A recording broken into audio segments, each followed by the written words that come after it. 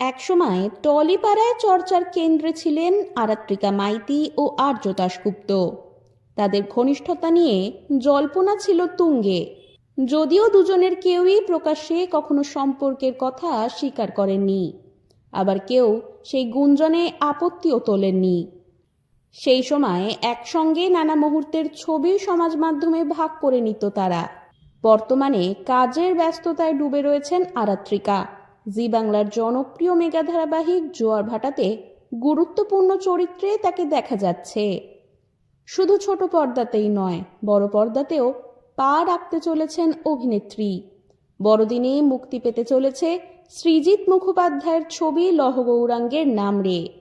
সেই ছবিতে লক্ষ্মীপ্রিয়ার চরিত্রে দিব্যজ্যোতি দত্তর বিপরীতে অভিনয় করতে দেখা যাবে আরাত্রিকাকে। অন্যদিকে আর্য দাশগুপ্ত ব্যস্ত জি বাংলার আরও এক জনপ্রিয় ধারাবাহিক কুসুমের গুরুত্বপূর্ণ চরিত্রে। ধীরে ধীরে সমাজ মাধ্যম থেকে উধাও হয়ে যায় তাদের একসঙ্গে তোলা ছবি। শোনা যায় তারা নাকি একে অপরকে ইনস্টাগ্রামে আনফলো করেছেন। শুধু তাই নয়, আগের পোস্ট করা ছবিগুলিও নাকি সরিয়ে নেওয়া হয়েছে। বিচ্ছেদের জল্পনায় তুঙ্গে ওঠে আলোচনা। প্রশ্নের মুখে অবশেষে মুখ খুলেছেন দুজনেই। দুজনের বক্তব্যেই স্পষ্ট, তাদের মধ্যে কখনো প্রেমের সম্পর্ক ছিল না। সংবাদ মাধ্যমকে আরাত্রিকা বলেন, কারোর সঙ্গেই কোনোদিন কিছুই ছিল না, এখনো তাই। অভিনয় কেরিয়ারের বাইরে কিচ্ছু ভাবছি না, পায়ের নিচের মাটি শক্ত করাটাই একমাত্র লক্ষ্য।